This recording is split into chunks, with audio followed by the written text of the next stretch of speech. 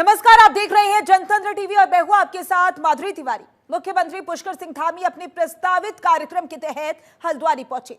मुख्यमंत्री धामी द्वारा एफटीआई सभागार में लोक निर्माण विभाग, ऊर्जा विभाग और पेयजल विभाग सहित अन्य विभागों की समीक्षा बैठक हुई। बता दें कि सीएम के हल्द्वानी पहुंचने पर सम्मानित पदाधिकारियों एवं कार्यकर्ताओं द्वारा उनका हार्दिक स्वागत भी किया गया।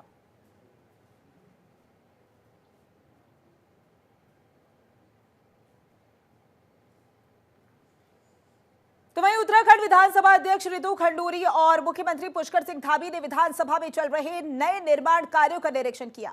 बता दें कि विधानसभा सदस्यों की बैठक के लिए एक्सटेंशन रूम का निर्माण किया गया है। तो वहीं विधानसभा के मुख्य द्वार पर राष्ट्रीय प्रतीक अशोक स्तंभ स्थापित किया गया। साथ ही उत्तराखंड राज्य आंदोलन के शहीद आंदोलनकारियों की स्मृति में शहीद गैलरी का निर्माण किया गया।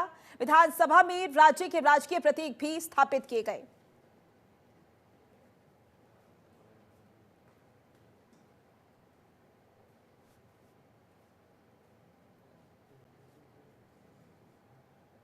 तो वहीं उत्तराखंड विधानसभा देहरादून में शपथ ग्रहण समारोह का आयोजन किया गया। इस अवसर पर केदारनाथ की नवनिर्वाचित विधायक आशा नौटियाल को विधानसभा अध्यक्ष रितु खंडूरी भूषण ने पद और गोपनीयता की शपथ दिलाई। इस अवसर पर मुख्यमंत्री पुष्कर सिंह धामी ने मौजूद रहे और इस अवसर पर आशा नौटियाल ने पत्रकारों से बातचीत में कहा कि केदारनाथ का विकास करना उनकी पहली प्राथमिकता है। उनका कहना है कि सड़क, शिक्षा, स्वास्थ्य आदि के क्षेत्र में कार्य करना उनकी पहली प्राथमिकता है। इस दौरान उन्होंने प्रधानमंत्री नरेंद्र मोदी, मुख्यमंत्री पुष्कर सिंह धामी का भी आभार व्यक्त किया। वहीं मुख्यमंत्री पुष्कर सिंह धामी ने केदारनाथ की जनता का आभार व्यक्त करते हुए आशा नौटियाल को बधाई एवं शुभकामनाएं दी। साथ ही कहा, हम केदारनाथ विधानसभा क्षेत्र के लोगों से किए गए सभी वादों को पूरा करेंगे और क्षेत्र का विकास सुनिश्चित करेंगे। ये सनातन की जीत है। बता दें कि केदारनाथ की विधायक शैला रानी रावत के निधन के बाद इस सीट पर 20 नवंबर को उपचुनाव हुआ, जिसमें भारतीय जनता पार्टी की आशा नौटियाल ने जीत दर्ज की। उन्होंने कांग्रेस प्रत्याशी को 5000 वोटों से हराया है।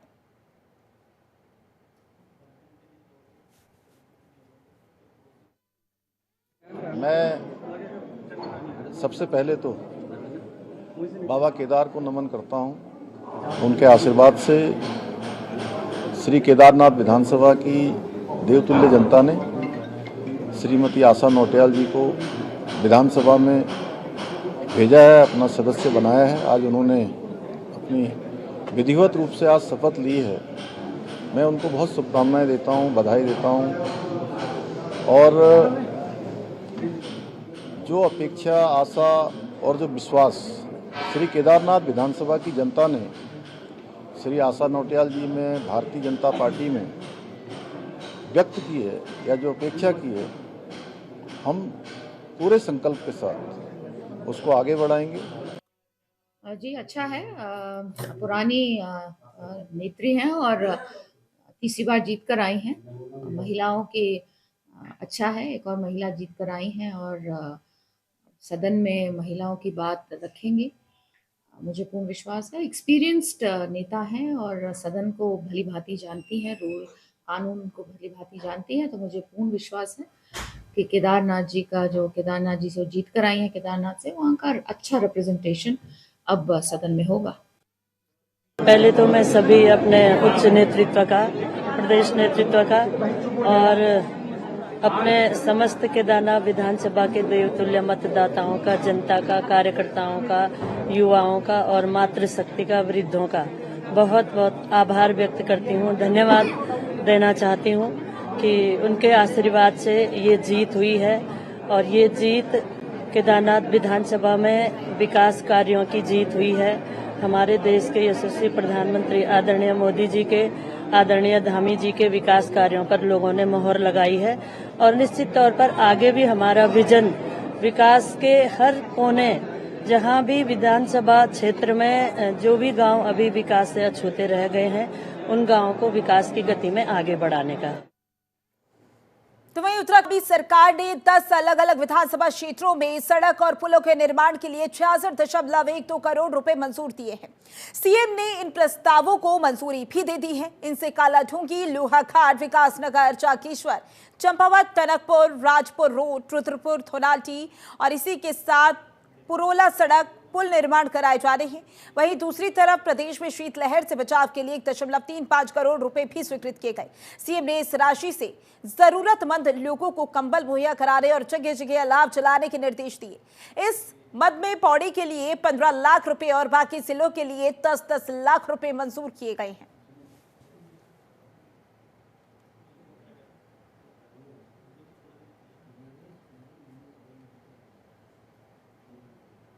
तो वहीं राज्यपाल लेफ्टिनेंट जनरल सिंह ने हरिद्वार में जिला स्तरीय अधिकारियों के साथ महत्वपूर्ण बैठक की। बैठक में उन्होंने हरिद्वार को और भव्य और दिव्य बनाने के लिए विशेष प्रयासों पर जोर दिया। राज्यपाल ने जिलाधिकारी, मुख्य विकास अधिकारी, नगर निगम व हरिद्वार रोड की विकास प्राधिकरण के अधिकारियों के साथ यातायात, सफाई और सौंदर्यीकरण जैसे मुद्दों पर चर्चा की। उन्होंने कहा कि हरिद्वार आने वाले श्रद्धालुओं को बेहतर अनुभव प्रदान करने के लिए जरूरी है। राज्यपाल ने आकांक्षी जनपद क्षेत्रों में विकास के लिए प्रभावी योजना बनाने, शिक्षा और स्वास्थ्य के सुधार और महिला सशक्तिकरण के लिए विशेष कदम उठाने के निर्देश दिए। उन्होंने युवाओं में बढ़ते नशे की प्रवृत्ति को रोकने के लिए ठोस कदम उठाने की भी बात कही।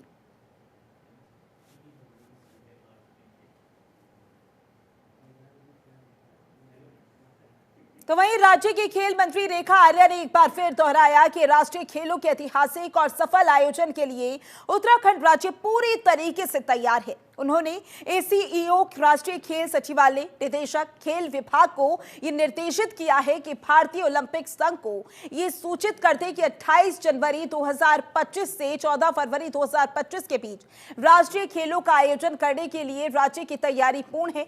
जिसके क्रम में भारतीय ओलंपिक संघ को ईमेल के माध्यम से यह सूचित किया गया कि उत्तराखंड राज्य राष्ट्रीय खेलों का आयोजन करने के लिए तैयार है। खेल मंत्री रेखा आर्या ने कहा कि हम इस आयोजन की अभूतपूर्व मेजबानी करेंगे और हमारा उत्तराखंड हर मानक पर खरा साबित होगा। 10 तारीख से युवा महोत्सव प्रारंभ कर।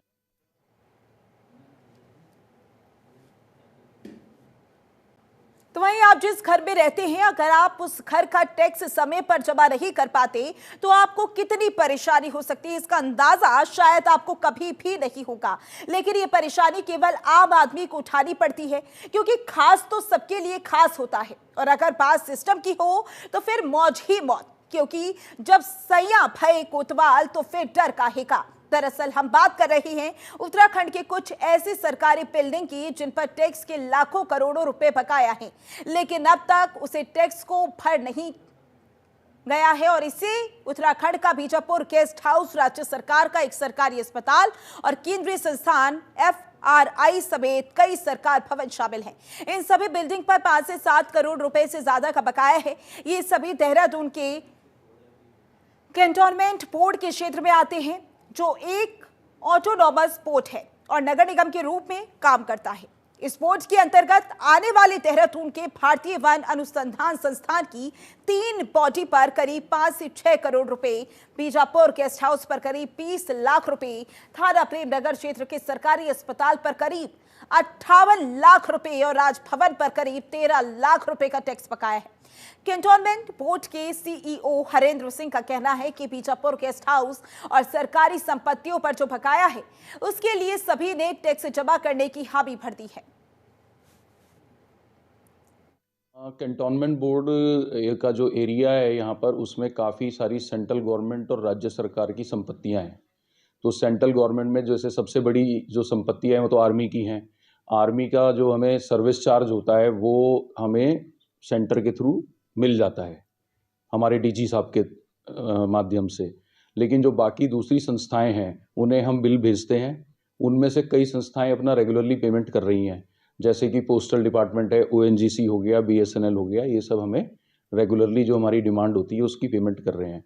अभी FRI के साथ हमारी बात चल रही है। FRI के साथ हमारा सबसे ज़्यादा बकाया है और FRI के साथ इशू ये हुआ है कि पहले हम बिल सीधा FRI को भेज रहे थे पूरे एरिया का, लेकिन उनके द्वारा हमें ये बताया गया है कि उनके यहाँ 3 अलग अलग संस्थाएं हैं जिनका टोटल एडमिनिस्ट्रेशन अलग अलग है। हाँ। तो वहीं गंगोत्री नेशनल पार्क के गेट आज शीतकाल के लिए बंद कर दिए गए हैं। 1 अप्रैल से 30 नवंबर तक इस पार्क अब तक 30,000 से अधिक पर्यटकों ने यहां का दीदार किया। तो वहीं फॉरेस्ट विभाग को यहां से 76 लाख रुपए का राजस्व प्राप्त हुआ है। आपको बता दें कि गंगोत्री नेशनल पार्क के अंतर्गत गौमुख ग्लेशियर, नेलोंग वैली एवं गड़तांग गली का दीदार करने हर साल पर्यटक बड़ी संख्या में आते हैं। 30 नवंबर को शीतकाल के लिए यहां के चारों गेट बंद कर दिए जाते हैं और 1 अप्रैल को पुनः पर्यटकों के लिए इसे खोल दिया जाता है। इस अवसर पर Gangotri national park incharge Rajveer Rawat और उनकी टीम भी मौजूद रही।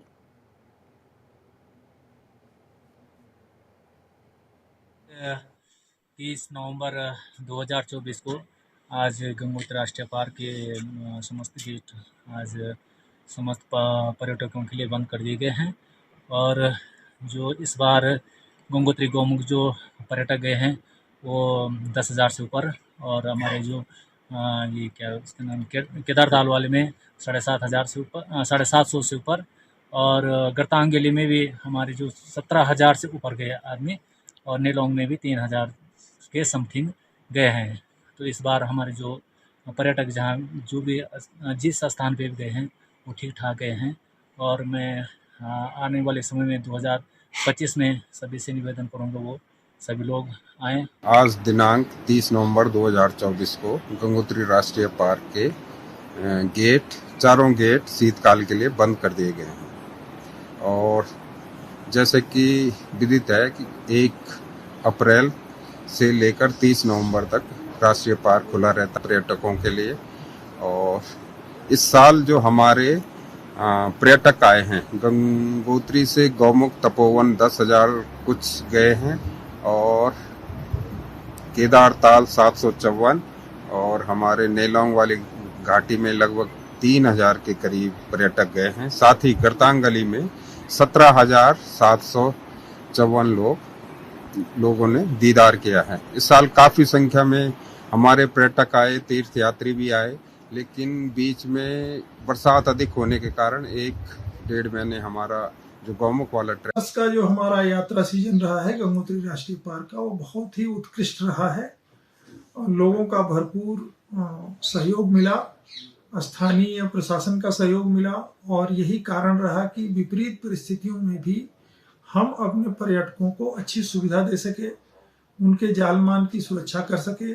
और यह सब करते हुए हमने पूरे वर्ष में जो 6 महीने का हमारा कार्यकाल रहता है यात्रा सीजन, उसमें लगभग 30,000 हमारे जो पर्यटक हमारे यहाँ आए और बहुत ही अच्छा रहा।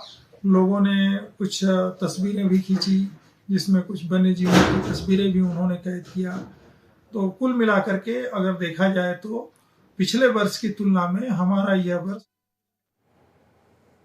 तो वहीं ऋषिकेश एम्स परिसर में तैनात सुरक्षा कर्मियों द्वारा मरीजों, तीमारदारों व आगंतुकों के साथ व्यवहार की खबरें अक्सर सामने आती रहती हैं, जिसको लेकर एम्स प्रशासन के जनसंपर्क अधिकारियों द्वारा दखल अंदाजी कर मामलों को सुलझा दिया जाता रहा है। और इसी कड़ी में अब पत्रकारों के साथ भी सुरक्षा कर्मियों द्वारा दुर्व्यवहार करने का मामला सामने आया है। घटना को लेकर स्थानीय पत्रकारों ने प्रेस क्लब ऋषिकेश के पदाधिकारियों संग जनसंपर्क कार्यालय के बाहर धरना दिया, जिस पर एम्स प्रशासन के उप निदेशक लेफ्टिनेंट कर्नल अमित पाराशर ने ऋषिकेश प्रेस क्लब के सदस्यों के समक्ष आकर घटना पर खेद प्रकट किया। साथ ही एम्स परिसर में तैनात सुरक्षा कर्मियों के मुख्य सुरक्षा अधिकारी को बुलाकर पूरे मामले की जांच के आदेश दिए गए। इस मौके पर ऋषिकेश प्रेस क्लब के सभी सदस्यों ने धरना दिया है।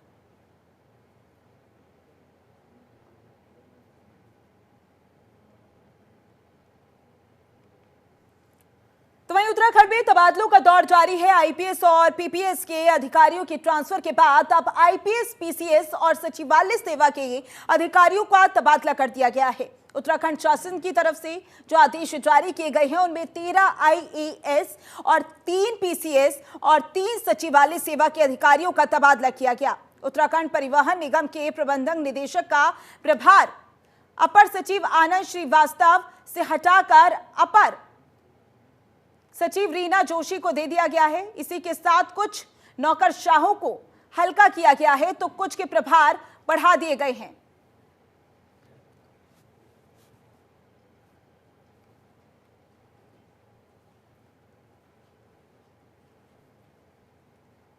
तो वहीं हरिद्वार में सड़क सुरक्षा के प्रति लोगों को जागरूक करने और सड़क दुर्घटनाओं को कम करने के उद्देश्य से इस जिले में हेलमेट वितरण अभियान चलाया जा रहा है। इसी कड़ी में हरिद्वार के सिडकुल थाना क्षेत्र के राजा बिस्कुट चौक पर विशेष कार्यक्रम का आयोजन किया गया। कार्यक्रम में जिलाधिकारी और वरिष्ठ पुलिस अधीक्षक ने 2 पहिया वाहन चालकों को हेलमेट वितरित किए।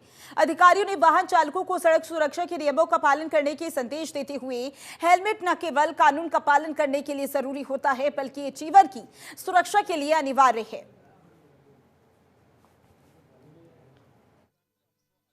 तो आज पूरा अभियान शुरू किया गया है, जागरूक किया गया लोगों का। रोड सेफ्टी के अंतर्गत लोगों को जागरूक करने के लिए कि लोग रोड पर सुरक्षा सहित चलें और नियम कानून का पालन करें ताकि कम से कम एक्सीडेंट हो, लोगों को असुविधा ना हो। आज जागरूक करने के दृष्टिकोण से यहाँ पर ये वितरण कार्यक्रम रखा गया है, जिसमें लोगों को बैग्स वितरित किए जा रहे हैं, चाहे ई रिक्शा वाले हैं और लोग हैं या जो 2 व्हीलर चला रहे हैं उनको हेलमेट दिए जा रहे हैं। इसके अलावा कॉपी पेन भी दिए जा रहे हैं, डायरी दी जा रही है उनको जो है। तो ये कुल उद्देश्य ये है कि लोग जागरूक हों और लोगों से ये भी अनुरोध किया जा रहा है कि वो बाकी लोगों को भी अपने माध्यम से जागरूक करें, सोशल मीडिया के माध्यम से, मीडिया के माध्यम से और 1-to-1 पर्सन के माध्यम से लोगों को जागरूक करें कि लोग नियमों का पालन करें। सड़क सुरक्षा के तहत ही आज जिलाधिकारी महोदय और मैं यहाँ पर आए थे। इसमें परिवहन विभाग और पुलिस विभाग की परिवहन विभाग के सहयोग से CSR कंपनी, जो CSR के तहत जो कंपनियाँ मदद करती हैं उनके थ्रू और सेफ्टी, रोड सेफ्टी के लिए और जो हमारे राइडर्स हैं, खासकर जिनके पास जो गरीब हैं, जो हेलमेट वगैरह भी अफोर्ड नहीं कर पा रहे हैं, उनके कागज़ वगैरह बाकी पूरे हैं, उनको प्रोत्साहित करने के लिए आज हेलमेट यहाँ पर बांटे गए थे। और बाकी जो हमारे ई रिक्शा हैं या अन्य जो रिक्शा वाले हैं जो हमारे रोड सेफ्टी के नियमों का पालन करें, उनको प्रोत्साहन के लिए यहाँ पर कुछ CSR एक्टिविटी के तहत हेलमेट्स हैं, बैग्स वगैरह वितरित किए गए थे। तो वहीं मुख्यमंत्री के नशा मुक्ति अभियान के तहत हरिद्वार पुलिस नशा तस्करों पर लगातार शिकंजा कस रही है। हरिद्वार के SSP प्रवीन्द्र सिंह डोभाल के निर्देश पर जिले भर में नशे के खिलाफ सख्त कार्रवाई की जा रही है और इसी कड़ी में सिडकुल थाना पुलिस ने 2 अलग-अलग मामलों में बड़ी सफलता हासिल की। सिडकुल थाना क्षेत्र में कार्रवाई के दौरान करीब 4 से 5 लाख रुपए मूल्य के प्रतिबंधित सैमिक बरामद की है। इसी के साथ ASP जितेंद्र मेहरा ने बताया कि तस्करों के खिलाफ संबंधित धाराओं में मुकदमा दर्ज कर उन्हें जेल भेजा जा रहा है। पुलिस के अनुसार जिले भर में सभी थाना और चौकी प्रभारी अपने अपने क्षेत्रों में नशा तस्करों पर पैनी नजर रख रहे हैं। ये अभियान पूरी ताकत के साथ चलाया जा रहा है ताकि जिले को नशा मुक्त बनाया जा सके। मुख्यमंत्री जी के नेतृत्व में ड्रग्स फ्री देवभूमि 2025 जो मिशन है, उसके तहत SSP हरिद्वार महोदय के कुशल नेतृत्व में सिडकुल थाने ने 2 अभियुक्तों को गिरफ्तार किया है, 2 अलग-अलग मामलों में। एक के पास 15 ग्राम से ज़्यादा स्मैक पकड़ी गई है और दूसरे के पास 14 ग्राम से भी ज़्यादा स्मैक पकड़ी गई है। इन दोनों की मिला के कुल कीमत मार्केट में 4 से 5 लाख रुपए की अनुमानित है। 2 अभियुक्त है, एक का नाम है मोनू मुजफ्फरनगर से है और दूसरा अभियुक्त है शाहिद, वो सिडकुल क्षेत्र से ही है। और 2 और अभियुक्त है जो इन्हीं के ही अपराध में भागीदार है, उनके लिए भी पुलिस कार्रवाई कर रही है और इसी के ही क्रम में लगातार अभियान चलाया जा रहा है जिसमें लगातार धरपकड़ जारी है और पकड़े जा रहे हैं। तो वहीं हरिद्वार में आबकारी विभाग की ताबड़तोड़ कार्रवाई से शराब माफियाओं में हड़कंप बचा हुआ है। जिला आबकारी अधिकारी हरीश जोशी के नेतृत्व में छापेमारी की गई। आबकारी विभाग की टीम ने इंदिरा बस्ती इंडस्ट्रियल एरिया में एक घर से अवैध शराब बरामद किए हैं। तो वहीं लक्सर कोतवाली क्षेत्र में कच्ची शराब के ठिकानों पर छापेमारी कर अवैध शराब पकड़ी गई। दोनों मामलों में शराब बेचने वालों का चालान कर पुलिस को सौंप दिया गया है।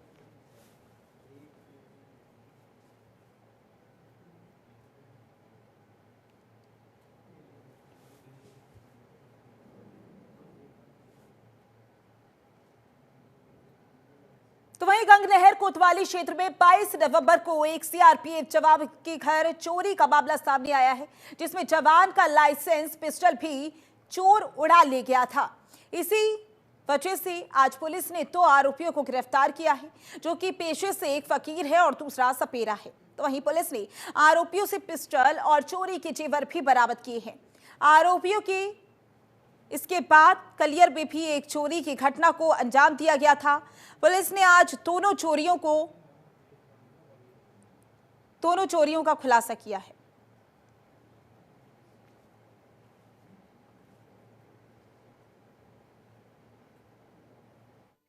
सुरक्षाकर्मी जो उनके घर में चोरी के साथ साथ उनके यहाँ से असलहा भी एक चोरी हुआ था। पुलिस ने इस मामले को संज्ञान में लेते हुए तत्काल अभियोग पंजीकृत किया था और इसमें लगातार जांच करते हुए बहुत ही कम समय में मुख्य अभियुक्त 2 अभियुक्तों को इसमें पकड़ा गया है, जिससे हमारा असलहा भी बरामद हुआ है। साथ में जिंदा जो राउंड है वो उसके साथ-साथ और जो चोरी किया गया सामान है वो इसमें बरामद किया है। साथ ही कलियर क्षेत्र में जो पूर्व में की गई एक चोरी का भी इसमें खुलासा किया गया है, क्योंकि ये भी एक ब्लाइंड मर्डर एक तरीके से चोरी थी जिसमें कोई किस तरीके से पता नहीं चल पा रहा था।